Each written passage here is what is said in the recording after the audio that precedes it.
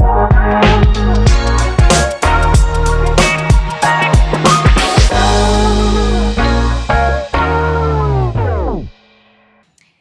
lovely viewers and the Accra community. I welcome you all to today's show. This is Accra Back to School, and today we have a very interesting topic on board for you. I am El Husseini Cleopatra, your host for the day, and I will be taking you through today's session.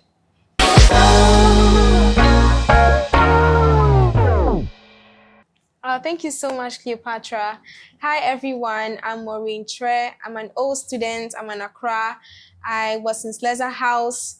I'm now a lawyer, and I'm really excited to be here with Cleopatra and with everyone here just to talk, have a chit chat, and get to know, like she said, how women can also dominate, in a man's world. It's a pleasure having you here. Oh, the pleasure is all mine. But before we dive into it, I'd like to know your experiences whilst you were in school. How did it feel like? Everything about it. I would say I had a great time being in Achimota School. I really enjoyed the house. I was in Sleza House, so shout out to all the Sleza girls. I really enjoyed my time here. When we were here, we had the chance to swim. And I was just asking you, and apparently you guys don't swim anymore. And then, yeah, that's like a huge shock for me. But I really enjoyed every single thing, entertainment time. I enjoyed just, having fun with my friends in the house. Of course, there were things I didn't enjoy, like having to read and all of that. Having to read and all of that. But all in all, I think I had a great high school experience over here. And I hope you guys are having the same. Yes, we sure are. But you said that you enjoyed your experience. Do you think that all those experiences that you had has contributed to the person that you are now? Definitely, and I'd like to talk about my experience debating when I was in Achimota School. I was privileged enough to go up against, when I was in Form 1 and Form 2, the great debaters in the school were mostly men. And so they had been winning the debate competitions for their houses, and I had the chance to represent Sleza House for one of the debate competitions. And it was men who I was going up against. And initially it was scary, but I told myself that, you know what, if they can do it, I can also do it. And, I practiced every day. I had the help of my friends, my housemates as well. My house mistresses, they also gave me time to practice. They really believed in me. And I was able to go up against these men, and I won for Sleza House. Woo! So that was it was a great moment just to really put Sleza House on the map then. Those of you who know the history of Sleza House, you know that we are usually trailing in the competition. So it was really lovely to, spotlight Sleza and then for us to win something finally in a long time. So I would say that just debating even against the men at the time, it showed me that if I put my mind to something, I can definitely do it regardless of my opponent being a man. Yeah. Okay, that's beautiful. Mm-hmm. But hearing your experiences, I want to believe that you are one who believes in gender equality. Yes. Yes. Okay, but looking at our current state now and how everything is going, do you think gender equality is something that can be achieved, or it's just theoretical? I definitely think gender equality can be achieved, and I'm happy that even as a nation we are making strides to attain that or achieve that. And even globally, countries are making efforts to achieve gender equality. It's going to be a long journey because gender equality in many sectors and many areas looks different. But one thing I'm definitely sure of is the fact that we can achieve gender equality, especially in the areas where it matters and where we've seen a lot of pain, where people have suffered from gender inequality, especially when it comes to low pay just because someone is a woman. So I think that we are literally away from it being theoretical, and then we are seeing how we can achieve gender equality in the world we live in now. Yeah. I think we are getting somewhere. Yeah. Yes. So back to the main topic. When we say dominance, in your view, with respect to a lady, how would you classify a lady being dominant? I would say a lady being dominant is about her knowing her talent, her knowing her skills, and the kind of value she has to offer, and she living that out loud as possible as she can. It's basically having the confidence to know that you belong into any space you walk into, or any space you want to, belong into, and really just showing up, doing your very best, not being intimidated by the fact that maybe the people who have succeeded in a certain field have been men historically, or they've been someone who doesn't look like you.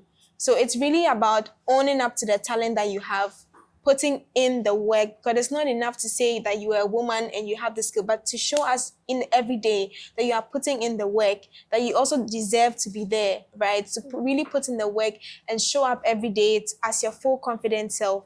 I would say that will be a woman dominating her field. Yeah. Okay. So you spoke about intimidation. Do you think that the system we are in is also contributing to the low self-esteem of many young females? Because I am in a boarding house here. We have a little girls talking, or sometimes you'd see our girls doubt themselves through our conversation. Sometimes they're not able to interact with them, each other, because they feel others have a certain level of knowledge that they don't have. By others, is it other girls? Yes, other girls, or sometimes even in the classrooms, it is believed that men are good with, for the science students, we say the men are good with the electives. We have elective physics, e-chemistry. They're always shining out there. So in our classrooms, you see girls quiet, seated, not owning up. They won't answer questions in class because they feel they don't have enough knowledge and they are intimidated by the presence of the men. How would you suggest young girls like us to deal with that? Okay, thank you for that. I would say now is really a great time to be a woman, or now is a great time to be a girl child. We have lots of brilliant examples of girls who are dominating their fields all over, all around us. You go to social media, you see girls being applauded, girls being highlighted for their achievements, even in the science field. We see the quiz master for NSMQ being a woman, and you know the great things she has achieved in her field. And so that alone should give you this boost of confidence. And I always tell young girls that remember that no one is above you. You are as qualified as the next person. If you see the other person who is doing brilliantly, it's because they're putting in the work. And please don't ever feel afraid to make mistakes. Yes, raise your hand in class, attempt to answer that question. If you get it wrong, it just shows, okay, you are on the wrong path. Now you can see the right answer and then you can pick up on it. If you cower just because you made a mistake once, you will really never find your moment. We are enjoying light today, but we forget that the person who invented the light bulb, Thomas Edison, he failed how many times? People say it's 99 times, people say it's 99,000 times. But he kept going, he didn't give up. So yes, you may be in a classroom like studying science or biology or whatnot, and maybe the shako, for lack of a better word, it's a guy or it's even another girl who is really brilliant and has the typical nerd look. You should approach the person, get to know how they study. Study with them during prep. Learn and then be open to making mistakes. When you are solving something, you make a mistake. It's okay because you're not perfect yet, but don't give up. And don't think that just because you aren't first on the, do you guys still do perform AP or performance list? We still do performance list. Yes. Just because you're not first or top 10 now doesn't mean that you can't get there. So really just let go of that fear of embarrassing yourself or the fear of making mistakes, and know that you are born to be that leader or that great person you want to be, and just little by little you get there. Yeah. But has there been instances where you felt like giving up? Yes, you made mention of the fact that you're a lawyer.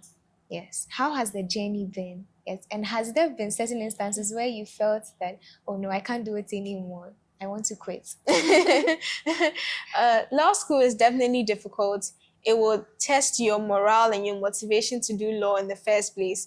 If you talk to anyone in law school now, they'll tell you, oh my God, it's difficult. I'm really going through it. I can barely read all these hundreds of cases that I'm supposed to read. And of course, there are times where motivation is low. No one will doubt that. There are many times where motivation is low. But one, you have to remind yourself why you started. You have to keep and like I always say, we live in a great world right now. Yeah. If I'm low on motivation, I just have to go online, look at pictures of women who are lawyers, save it on my Pinterest board or even in my TikTok, and then just look at it from time to time to, reinforce my motivation that I shouldn't give up now just because it's looking low or it doesn't feel like I can do it.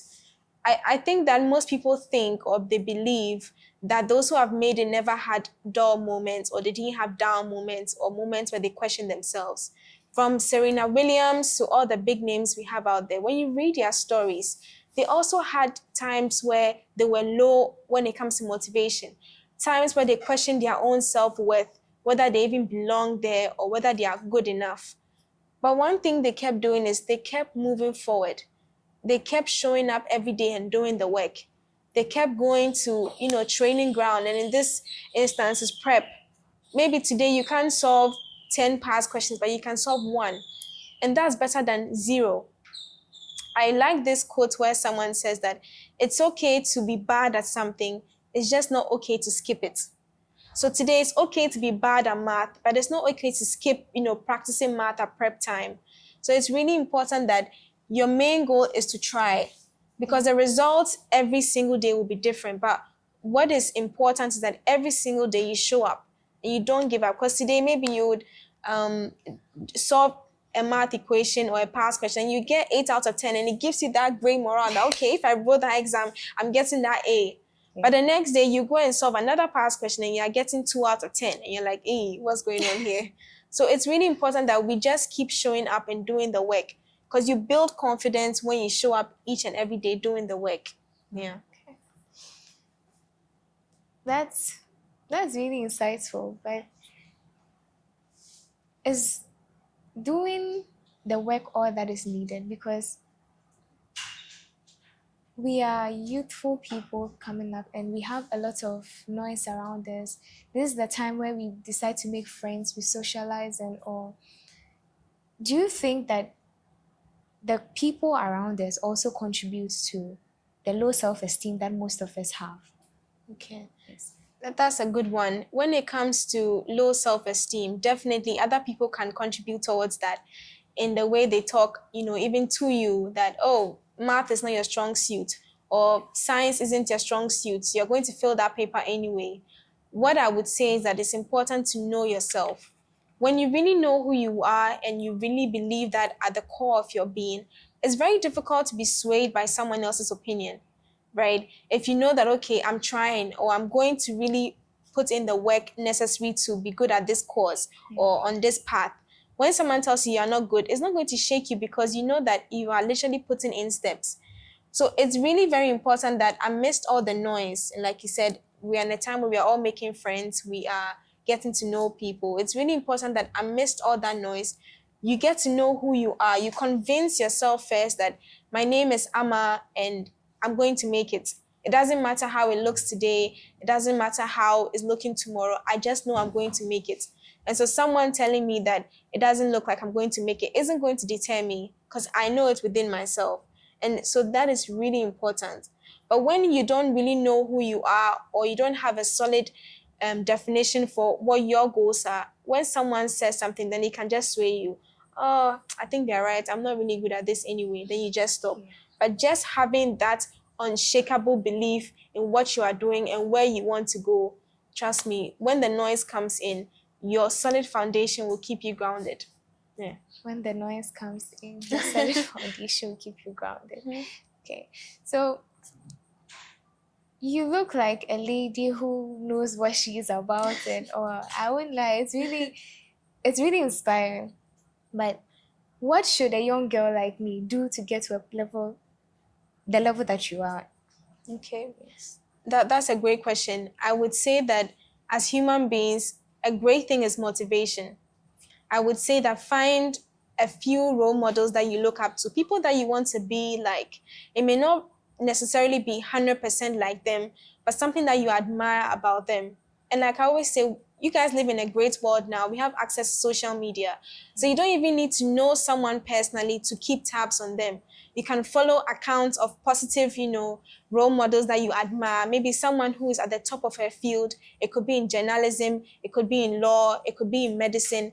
A woman you truly admire. It could even be a man if you admire the path that he's on, and just keep following them, seeing the things that they do. It helps you to build a picture of how you want your future to look like. And then it helps you to see yourself in that, that space or that place.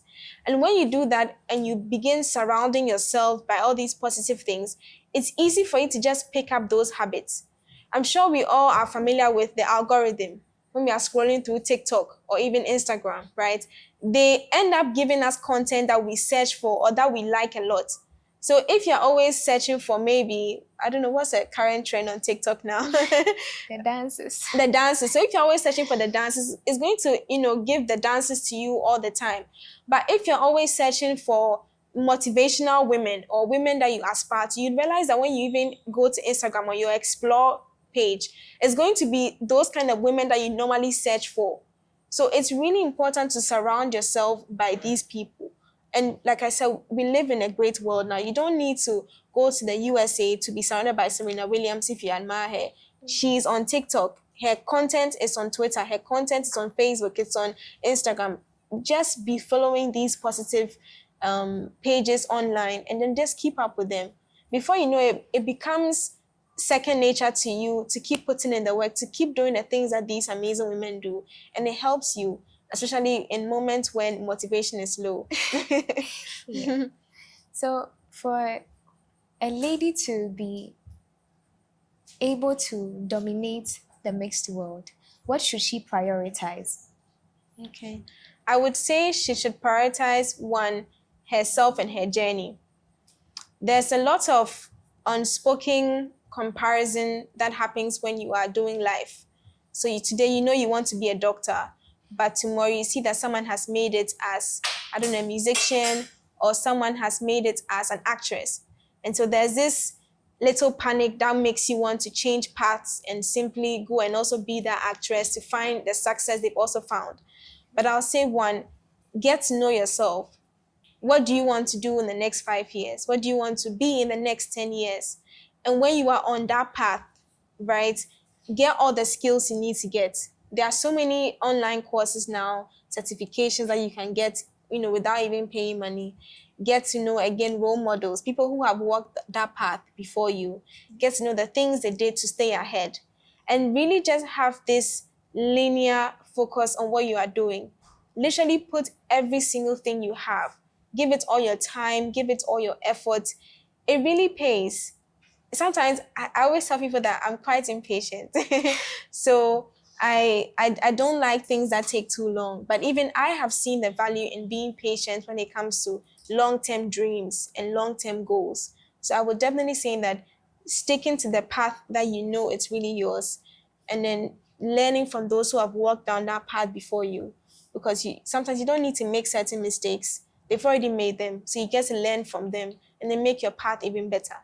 Yeah. So how do we keep that focus that you're talking about? Because there's a lot of distraction around us. It's not easy. When you are in the house, you have your phones, there are lots of gadgets around us, and the people, the system, the environment that we find ourselves in. It's not easy. Yes. And that is one of the challenges we face. We are not able to stick to whatever we are doing. How did you do it? And how would you adjust to do that? I would say that I program my reality. Again, you mentioned gadgets, the phones, the laptops. I program my reality. So if you go on my social media, I'm mostly following people that I feel inspired by. I'm following people whose journey makes me want to get up every day and then put in extra work. I'm following people who are advising me to do better on myself. I'm not just following any random account, maybe someone who is just showing off the latest designer bags and this and that.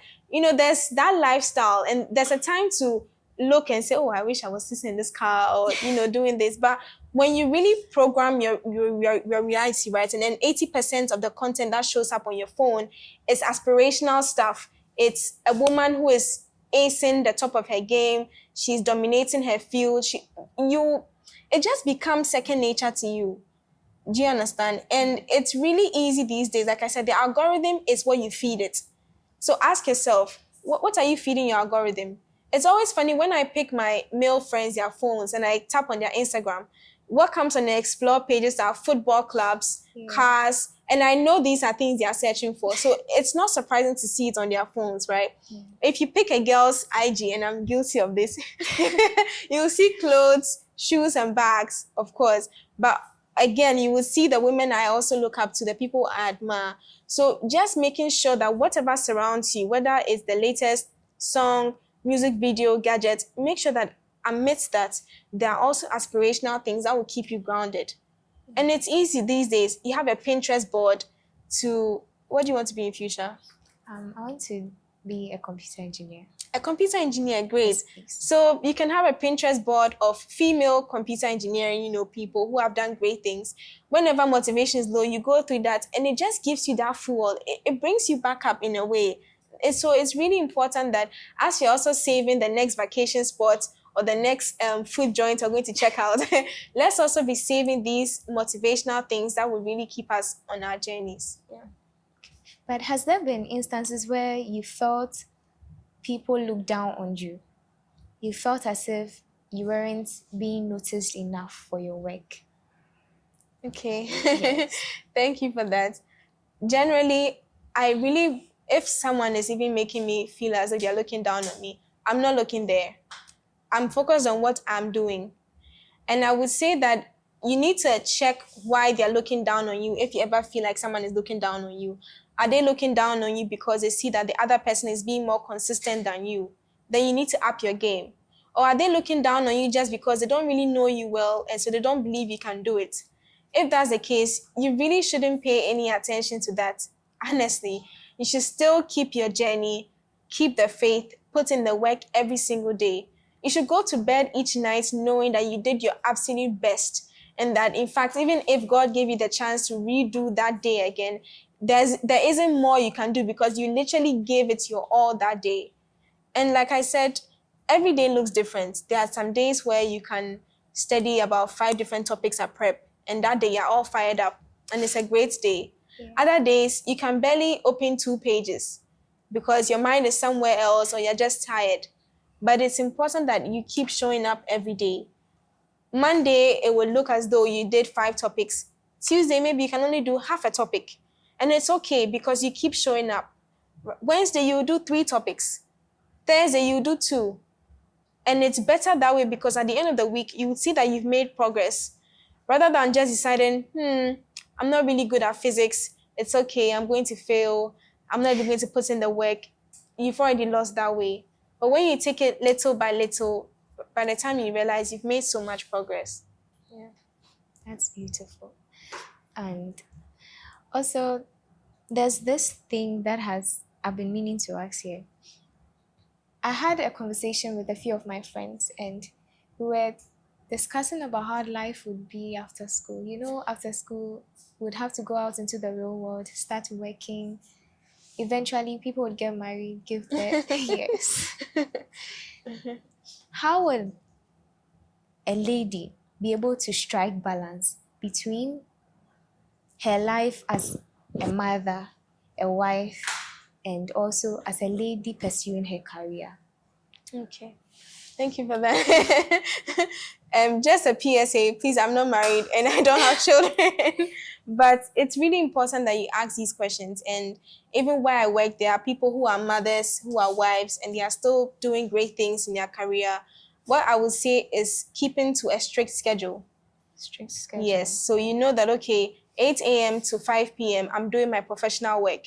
And so in those hours, I'm not on my phone, texting friends casually. I'm literally putting in the work that I need to do, whether you are a nurse, a doctor, a lawyer, whatever you are. In those hours that is set aside for work, give it to work. Give your all to work. Now, when you go home after work, then you can tend to your home duties, whether it's being a great friend, being on the phone with a friend who's going through something, just being there with your parents, spending time with them. That time, you're off work. And so you get to do the other things, being a mother, being a wife, being a good auntie to your, Yes, siblings, the children, and all of that. When you keep a good schedule, it really helps you to have balance. It's even important that on Saturdays you decide, okay, for 3 hours on Saturday, I'm going to party with my friends. So I'm going to have fun with my friends, however that looks for you, whether it's going to the beach, whether it's trying out a new restaurant, or just relaxing with a good Netflix movie. Keeping a schedule will really help you be grounded. You know that, okay, Monday to Friday, 8 a.m. to 6 p.m., I'm at work. And so I'm doing everything work related. But on the weekends, then I get to chill with my friends, go to a party here and there, and all of that. So a schedule is as old as time, but it really works. Having a good schedule, or a timetable, as we like to call it. Yeah. But you mentioned that the days are not always the same. Mm-hmm. So what if your schedule doesn't fit into a particular day? And that's the great thing about schedule. So, like you said, let's say today your child is sick. So it means that obviously you can't do 8 a.m. to 5 p.m. at work, because you need to probably leave work even at 10 a.m. to go and tend to your child, right? Yeah. That means that the next day, or whenever your child gets better, then you have to put in more hours at work. It could mean that maybe the first Saturday of this month, I'm not going out because I need to catch up with work. And that's okay. It means the next Saturday, I have the whole day to go and party with my friends or hang out with my friends. But every day, you need to give something, right? And it won't look the same, like I said. There are some days where you'd realize that, oh, you haven't even made time to meet with your friends. But then the following 2 weeks, you guys get to meet, and it's like everything is great again. So every day really does look different. But if you have a schedule, obviously life will happen and it will throw you off, but it still keeps you grounded and it helps you to go on one direction. Yeah. All right. I see. So there you have it. It's been a wonderful time with our lawyer, Miss Maureen Kyere. It's been an amazing time. I believe we've learned a lot. We've heard a lot of stuff. Always remember, it is possible for everyone. She has done it, and we can do it as well. Thank you so much for watching. Until we meet again, stay safe.